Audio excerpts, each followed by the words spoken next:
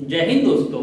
इस समय मैं आप लोग को कॉम्प्लेक्स नंबर चैप्टर पढ़ा रहा हूँ। और उस चैप्टर में लास्ट क्लास में मैंने आपको एक बेसिक सा इंट्रोडक्शन दिया था कि कॉम्प्लेक्स नंबर आया कहाँ से, उसकी ज़रूरत कहाँ से, उसकी ज़रूरत क्यों पड़ी और वो किनसे मिलकर मिलकर बनता है और वो मतलब किस टाइप से होता है, क्या उसकी बेसिक बेसिक डेफिनेशन होती है, क्या एग्जांपल होते हैं, मैंने आपको वो सब बताया। आज मैं उसी कॉम्प्लेक्स नंबर चैप्टर में एक एक स्टेप आगे बढ़ता हूँ। कॉम्प्लेक्स नंबर चैप्टर के अंदर कॉम्प्लेक्स नंबर जो होते हैं उनकी प्रॉपर्टी क्या होती है, उनकी जो स्पेशलाइजेशन होती है वो क्या होती है, और उनके जो पार्ट होते हैं वो क्या होते हैं, और उन पर बेस कुछ मैं आपको मैं प्रॉब्लम्स भी कराऊंगा। मैं आप लोग को थ्योरी वाला ये जो पोर्शन करा रहा हूँ ये डेफिनेशन तो एग्जाम में लिखने को नहीं आएगी, लेकिन ये टर्म होता क्या है ये आप लोग को पता होना चाहिए, इसलिए मैं आप लोग को ये टर्म मतलब कि करा देता हूँ। बाकी अगर आप लोग को ये पता रहेगा तो अभी तो आपके लिए क्वेश्चन सॉल्व करने के लिए ये हेल्प तो करेगा बहुत ज़्यादा, और फ्यूचर की जब आपकी स्टडी होगी उसके लिए भी हेल्प करेगा। अगर आप लोग सोचेंगे नहीं अगर आप लोग थ्योरी छोड़ दें सीधे आप लोग क्वेश्चन सॉल्व करें तो क्वेश्चन आप लोग थोड़ा बहुत मैथ करेंगे सॉल्व तो कर लेंगे, लेकिन जो कॉन्सेप्चुअल क्लियरिटी होती है वो आप लोग को थ्योरी समझने के बाद ही आएगी, उसके बिना वो आप लोग को आ नहीं पाएगी। आइए देखते हैं कि ये हमारा जो है real and imaginary part of a complex number ये क्या होता है। ये हमारा जेड इसका जो ए प्लस आई बी एक कॉम्प्लेक्स नंबर हो गया। जो भी हमारा हमारा कॉम्प्लेक्स नंबर होता है वो हमारा ए प्लस आई बी के फॉर्म में होता है, इसको हम लोग जेड बोल देते हैं। ये मैंने आपको लास्ट क्लास में कराया भी था। Let Z is equal to A plus I B B A complex number, then A is called the real part and B is called the imaginary part of Z, imaginary part of z and it may be denoted as real z and imaginary z। मतलब कि ये जो हमारा है यहाँ पे हमारा z equal to a plus I B है, हमारा यहाँ पे a जो है a हमारा यहाँ पे इसको हम लोग बोल देंगे रियल पार्ट, और हमारा b जो है इसको हम लोग बोल देंगे इमेजिनरी पार्ट। मैं जरा शार्ट वीडियो हो जा रहा हूँ, आप लोग इसका स्क्रीनशॉट ले लीजिए, उसके बाद फिर मैं कंटिन्यू करता हूँ, क्योंकि मैंने अगर एक बार इसमें लिख लिया कि आप लोग स्क्रीनशॉट भी नहीं ले पाओगे अच्छे से, नोट्स भी आपका फिर नहीं बन पाएगा।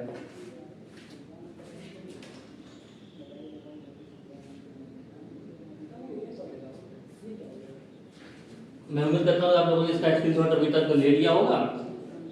यहाँ पे मैं आप लोगों को ये बता रहा था कि हमारे पास कोई अगर कॉम्प्लेक्स नंबर है, एक उसमें रियल पार्ट होता है, एक उसमें इमेजिनरी पार्ट होता है। जो पार्ट आई के साथ लिखा होता है उसको हम लोग बोल देंगे वो हमारा इमेजिनरी पार्ट है, और जो पार्ट विदाउट आई लिखा होता है उसको हम लोग बोल देंगे रियल पार्ट है। मेन ये जो डेफिनेशन करेंगे उससे आपको कोई कोई फर्क नहीं पड़ता, तो वो आपको मतलब इंटरनेट भी नहीं करनी है।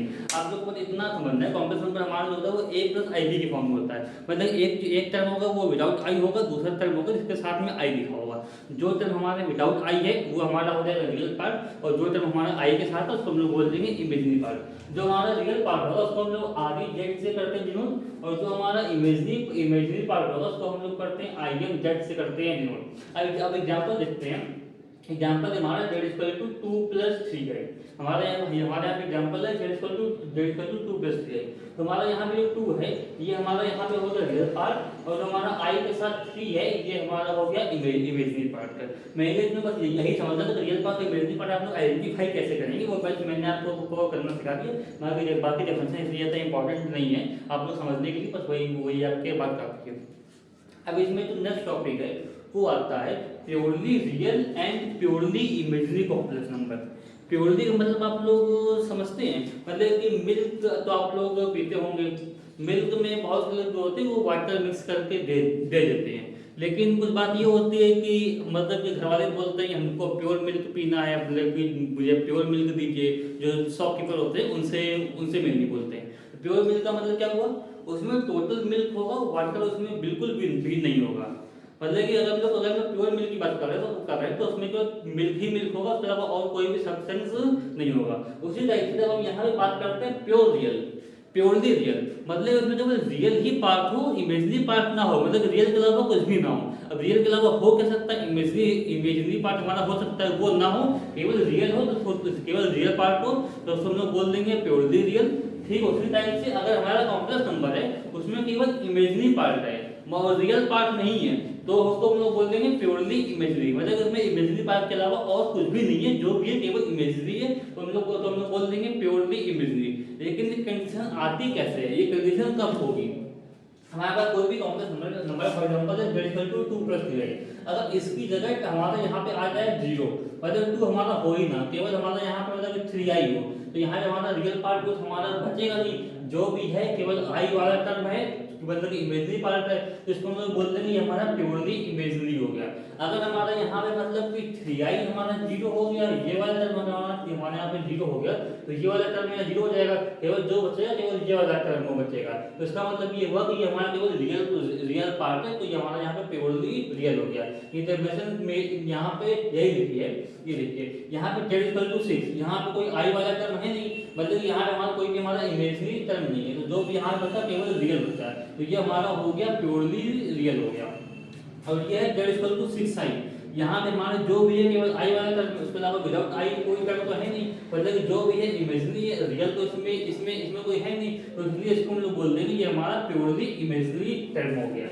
अभी मैंने आप लोग को आज की क्लास में मैंने आपको ये सिखाया कि हमारे पास अगर कॉम्प्लेक्स नंबर दिया होता है तो उसमें रियल पार्ट क्या होता है, इमेजनरी पार्ट कैसे क्या होता है, उसको कैसे आइडेंटिफाई करते हैं, और प्योरली रियल और प्योरली इमेजनरी क्या होता है, वो भी मैंने आपको सिखाया।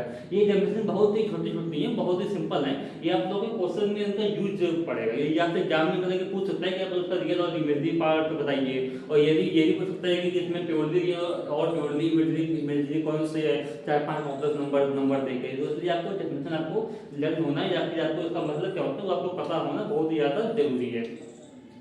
अब इसके बाद ये आता है zero complex number. Zero complex number, सबसे पहले जीरो सुनते ही आपके माइंड में आ जाता है जीरो मतलब कि उसमें कुछ है ही नहीं, केवल जीरो है, उसके लिए तो जीरो कॉम्प्लेक्स नंबर हो गया। ये जो भी आपको पता बिल्कुल सही सोचा, लेकिन कॉम्प्लेक्स नंबर के टर्म में हम लोग जीरो की क्या बात करते हैं, मतलब कि उसके टर्म में क्या जीरो होगा। अगर हमारे पास है z = a + ib, मतलब कोई भी कॉम्प्लेक्स नंबर है उसका रियल टर्म में जीरो हो जाए और इमेजिनरी टर्म में जीरो हो जाए, मतलब कि उसमें रियल टर्म भी नहीं है, इमेजिनरी टर्म भी नहीं है, तो उसके अलावा कॉम्प्लेक्स नंबर में बचता ही क्या है। कॉम्प्लेक्स नंबर में दो ही टर्म होते हैं, एक होता है रियल, दूसरा होता है इमेजिनरी। अगर हमारा रियल भी जीरो है, इमेजिनरी भी जीरो है, तो फिर कॉमन सेंस है कि हमारा पूरा कॉम्प्लेक्स नंबर ये जीरो हो जाएगा, तो उस केस में हम लोग बोल देते हैं कि हमारा जीरो कॉम्प्लेक्स नंबर है। ये डेफिनेशन भी मेनली वही लिखी है, लेकिन मैंने आपको सिंपल शब्दों में समझा दिया है। बाकी आप चाहे तो डेफिनेशन अगर आपको कॉपी में नोट करने की इच्छा तो आप लोग वो भी नोट कर सकते हैं। अगर आप लोग ना भी नोट करें मेरी बात को आप लोग दोबारा मतलब कि रिप्ले करके भी सुन लेंगे, तो मैंने इतने सिंपल वे में समझा दी है कि ऐसा कॉम्प्लेक्स नंबर जिसमें हमारा जितने भी पार्ट है, मतलब रियल हो गया इमेजिनरी हो गया, वो दोनों जीरो हो जाए। दोनों जीरो हो जाएंगे तो फिर कोई पार्ट उसमें बचेगा ही नहीं। जब कुछ नहीं बचा इसका मतलब कि वो हमारा जीरो हो गया, तो वो हमारा हो गया जीरो कॉम्प्लेक्स नंबर। इसको यहाँ मैंने लिखा हुआ है z = a + ib = 0 if and only if a = 0 and b = 0। मतलब क्या मतलब अगर हमारा ये वाला टर्म भी जीरो है और हमारा ये वाला टर्म भी जीरो है, तो दोनों जीरो हो जाएगा, तो उसमें बचेगा क्या, तो मेरा पूरा z भी जीरो हो गया, तो मतलब कि यहाँ पे हमारा हो गया जीरो कॉम्प्लेक्स नंबर। आप लोग ये वाली लाइन इसको शॉर्ट में लिख भी सकते हैं, इसको ध्यान में रखने के लिए। अब आइए इस पर बेस कुछ प्रॉब्लम देखते हैं कि एग्जाम में आपको किस टाइप की प्रॉब्लम पूछी जाती हैं। ये क्वेश्चन है, इसमें बोला गया है कि आप लोग रियल एंड इमेजिनरी पार्ट पर फाइंड करिए। 3 प्रॉब्लम दी हुई है, पहली दी हुई है 7, जब हमने 7 पिक किया तो सबसे पहले इसको तो लिखने का वे होता है, जो भी दिया हुआ है आप लोग उसको z = उसको आप लोग z के इक्वल कर लीजिए। हमारा जो हमने पढ़ाया अभी तक वो होता है z = a + ib के फॉर्म में होता है। यहाँ पे तो केवल हमको मतलब कि a के फॉर्म में नहीं, मतलब i वाला तो इसमें कोई टर्म तो है नहीं, तो आप लोग यहाँ पे इसको कर लीजिए 0 × i। मतलब जब आप लोग 0 को i में मल्टीप्लाई करेंगे तो आना तो 0 ही है, और 7 में 0 भी ऐड करेंगे तो आएगा 7, तो इससे कोई फर्क नहीं पड़ना है। इसको हमने किया इसलिए जिससे अगर a + ib के फॉर्म में अगर बन जाएगा तो आप लोग को आइडेंटिफाई करने में आसानी रहेगी। और ये एग्जाम में टाइप से करने का प्रोसीजर भी होता है, क्योंकि अगर आपके ऑब्जेक्टिव क्वेश्चन में नहीं आ रहा है, शॉर्ट में भी आ रहा है, तो एग्जामिनर आपसे ये उम्मीद करता है कि जो प्रोसीजर होता है क्वेश्चन सॉल्व करने का आप लोग उसके अकॉर्डिंग सॉल्व करिए, तो आपको फुल मार्क्स वो दे देगा। नहीं तो अगर आपने ऐसे ही सॉल्व कर दिया तो हो सकता है कि वो आपको कुछ नंबर काट ले। तो हमने a + ib के फॉर्म में मतलब दे दिया, और इसमें रियल और इमेजिनरी पार्ट पूछा हुआ है। अब मैंने आपको अभी समझाया कि ऐसा टर्म जो जिसमें i ना हो, विदाउट i हो, वो हमारा बन जाएगा रियल पार्ट, तो रियल = हो गया 7, और ऐसा टर्म जिसमें मतलब जो i के साथ वाला हो वो बन जाएगा इमेजिनरी, तो यहाँ पे i के साथ है 0, तो हमारा इमेजिनरी यहाँ पे पार्ट हो गया 0। और अगर हम अगली बात करते हैं सेकंड पार्ट है, इसमें दिया हुआ 3i, तो z = 3i। यहाँ पे हमारा रियल पार्ट तो कोई है नहीं, तो हमने रियल की जगह हमने यहाँ पे लिख दिया 0, वो जिससे कि हमारा a प्लस आई बी के फॉर्म में बन जाए, और फिर उनको रियल और इमेजिनरी यहाँ पे आइडेंटिफाई करना है। तो ये टर्म जो हमारा आई के साथ नहीं है तो वो हमारा बन जाएगा रियल पार्ट, और जो आई के साथ है वो हमारा बन जाएगा इमेजिनरी। तो हमने लिख दिया, बिल्कुल सिंपल था, इसमें कुछ भी नहीं है। पर आपको देखना है कि कौन सा टर्म आई के साथ है और कौन सा टर्म आई के साथ नहीं है बस। अब इसमें थर्ड प्रॉब्लम है 2 + 4i, ये हमको इसमें दे दिया। तो इसमें आप लोगों को कुछ ऐड करने की जरूरत नहीं, क्योंकि a प्लस आई बी की फॉर्म में ऑटोमेटिकली है हमारे पास।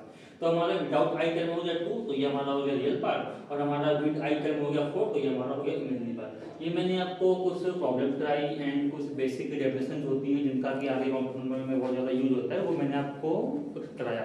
और नेक्स्ट टाइम पे मैं आप लोग को और भी कुछ अच्छी एंड इंटरेस्टिंग चीज़ें कराऊंगा, उन पर बेस्ड क्वेश्चन भी कराऊंगा। मैं उम्मीद करता हूँ कि आज मैंने जो भी पढ़ाया वो सब आपको अच्छे से समझ में आया होगा, क्योंकि ये चीज़ें बहुत सिंपल थी, समझ में आना चाहिए। जब मैं कठिन चीज़ें पढ़ाऊंगा तो मैं पहले से स्टार्टिंग से बोल दूंगा कि ये कठिन है, आप लोग पूरे टाइम फुल कंसंट्रेशन के साथ क्लास में ही रहिएगा विद माइंड। ठीक है, अगर तब भी आपको कोई डाउट हो तो आप लोग कमेंट सेक्शन में डाउट पूछ सकते हैं। अगर आपको हमारा ये वीडियो पसंद आया हो तो आप लोग लाइक शेयर एंड सब्सक्राइब करना ना भूलिएगा। मिलते हैं नेक्स्ट वीडियो में, धन्यवाद।